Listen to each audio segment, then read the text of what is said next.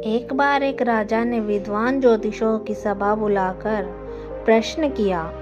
मेरी जन्म पत्रिका के अनुसार मेरा राजा बनने का योग था, तो मैं राजा बना। किंतु उसी घड़ी मुहूर्त में अनेक जातकों ने जन्म लिया होगा, तो वो राजा क्यों नहीं बन सके? इसका क्या कारण है? राजा के इस प्रश्न से सब निरुत्तर हो गए। अचानक एक वृद्ध खड़े हुए और बोले, महाराज, आपको यहाँ से कुछ दूर घने जंगल में एक महात्मा मिलेंगे, उनसे आपको उत्तर मिल सकता है।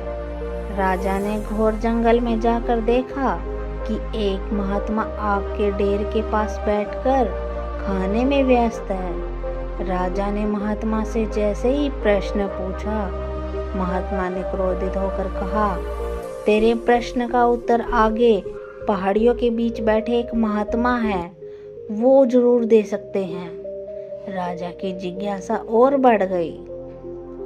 पहाड़ी मार्ग पार कर बड़ी कठिनाइयों से राजा दूसरे महात्मा के पास पहुंचा। राजा हक्का बक्का रह गया, क्योंकि दृश्य ही कुछ ऐसा था। वे महात्मा अपना ही मांस नोच नोच कर चिमटे से खा रहे थे। राजा को महात्मा ने भी डांटते हुए कहा, मैं भूख से बेचैन हूँ, मेरे पास समय नहीं है।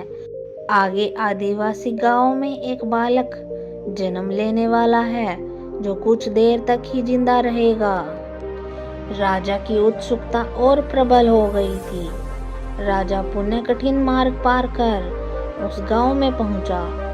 गांव ने उस दंपति के घर पहुंचकर सारी बात कही। जैसे ही बच्चा पैदा हुआ, दंपति ने नाल सहित बालक राजा के सम्मुख उपस्थित किया। राजा को देखते हुए बालक हंसते हुए बोलने लगा, राजन, मेरे पास भी समय नहीं है, किंतु अपना उत्तर सुन लो। तुम, मैं और दोनों महात्मा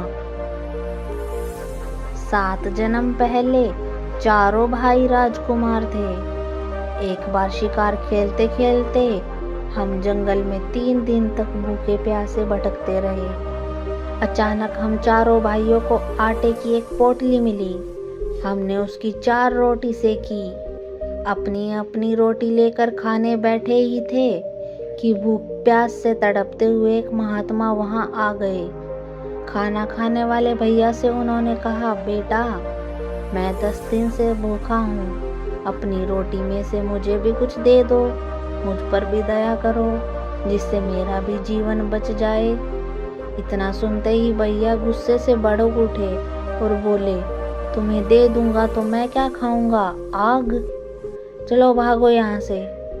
वे महात्मा फिर से मांस खाने वाले भैया के निकट आए। उनसे भी अपनी बात कही, किंतु उन भैया ने भी महात्मा से गुस्से में आकर कहा कि बड़ी मुश्किल से प्राप्त ये रोटी तुम्हें दे दूंगा तो मैं क्या अपना मांस नोच कर खाऊंगा।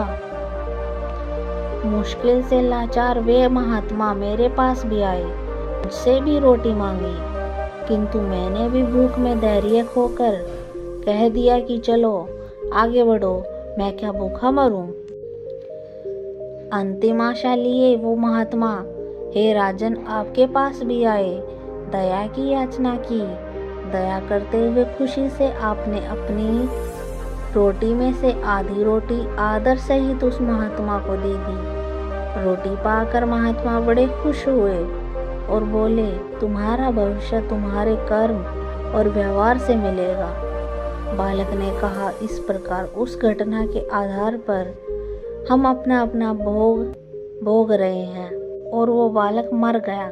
धरती पर एक समय में अनेक फल फूल खिलते हैं, किंतु सबके रूप, गुण, आकार, प्रकार, स्वाद भिन्न होते हैं।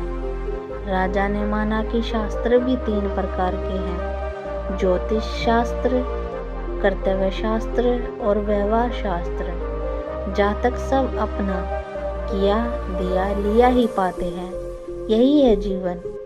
जब गलत पासवर्ड से एक छोटा सा मोबाइल नहीं खुलता, तो सोचिए गलत कर्मों से जन्नत के दरवाजे कैसे खुलेंगे।